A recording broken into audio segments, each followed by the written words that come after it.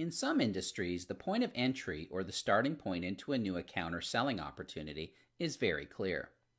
In most cases, you are best to start at the top, whether that be at the top of the company, top of the division, or top of the department.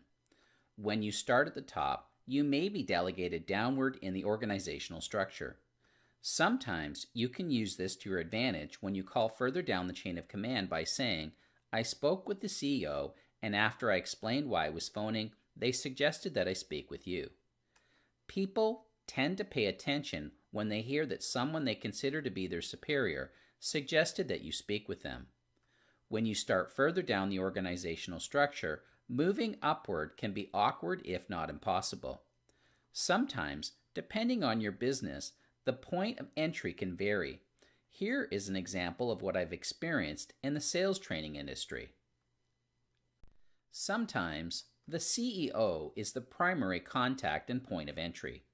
They are the driving force, they recognize that there is a need to take action, and they engage my services. They make the decision regarding training and let those impacted know what they've decided. Sometimes the sales manager is not pleased with their decision. They feel threatened by my presence and they are unsupportive about it. Sometimes the director of sales, sales manager, or VP of sales is the primary contact and point of entry. They have an appreciation for the value of training based on previous experience.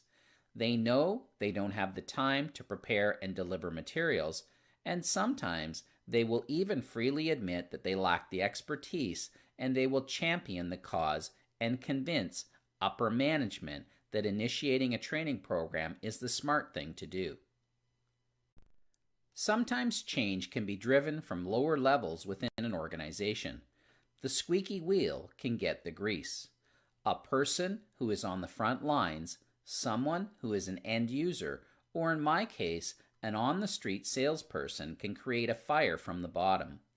I've had salespeople who have attended my public programs and then convinced the owner, president, or CEO of their company to meet with me and open the doors to a full-blown training program within their organization.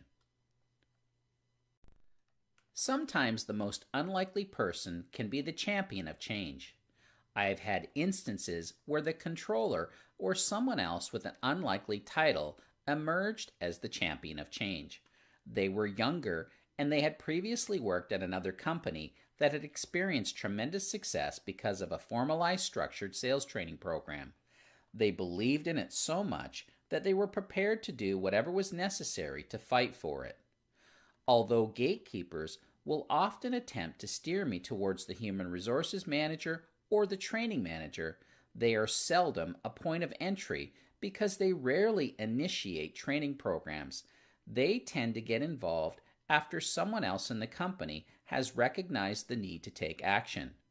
When you are directed towards someone with a title who is the least likely to be the most appropriate contact person, you must gently assert yourself by saying something like this.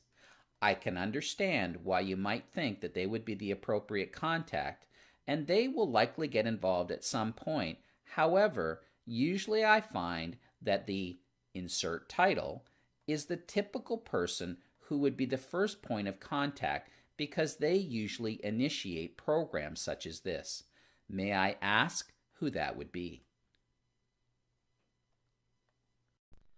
Work towards understanding the points of entry to an account within your industry. If you determine that there are multiple possibilities, then that means that when one contact won't return your calls or shuts you down, then you still aren't out of the game. In order to prospect effectively, you must have a clear idea of which people or what industry or markets you prefer to do business with. In the spaces provided in your workbook, identify and describe who your preferred target markets or audiences are for your products and or services. Be specific and include details such as geography and or vertical channel markets. Review the examples on the following slides based on the sales training business. Facilitator-led sales training. Any organization that focuses their efforts in business-to-business sales and has a sales force of any number of individuals. Those organizations with fewer than 6 individuals are possible candidates for public workshops. Those with greater than 6 sales staff are possible candidates for on-site training programs. In all instances, the individuals in decision-making roles must believe in and support training initiatives.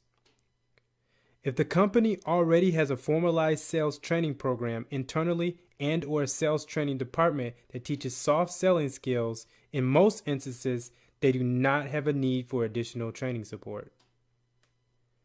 We focus our efforts on business sales training and avoid retail or consumer sales environments. As we are a smaller company, there may be situations where we are unable to service the needs of a large Fortune 500 organization if their training initiatives require simultaneous training events or they must be delivered in languages other than English. Online sales training. Individuals or any organization that focuses their efforts in business-to-business sales and has a sales force of any number of individuals. In all instances, the individuals in decision-making roles must believe in and support training initiatives. If the company already offers formalized online sales training courses, in most instances, they do not have a need for additional training support. We focus our efforts on business sales training and avoid retail or consumer sales environments. This service is available to anyone, regardless of geography. Speaking engagements. Any organization that holds events for dealers, distributors, or national sales teams on a less frequent annual basis and want to provide sales training and/or motivational messages of a sales nature to the group. Sales and/or business coaching. Available on a limited basis.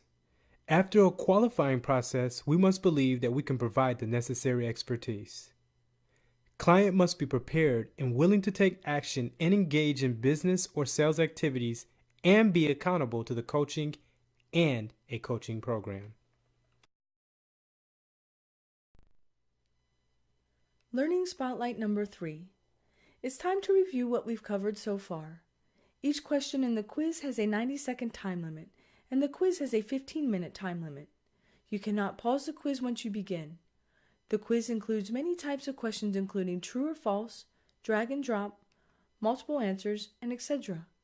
Read the questions carefully and make sure you understand what is being asked before submitting your response. Many of the questions, or variations of them, will be included in the final exam.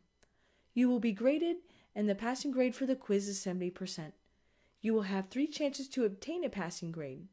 If you fail to attain a passing grade after 3 attempts, you will be locked out of the course. You will have an opportunity to review the quiz responses upon successful completion. If you wish to review the previous slides and sections, do so before advancing. Upon completion of the quiz, please click on the green Next button with the white arrow in order to advance to the next step in the learning path. This concludes step number 6 of the learning path. Please click on the green Next button with the white arrow in order to advance when you are ready to proceed.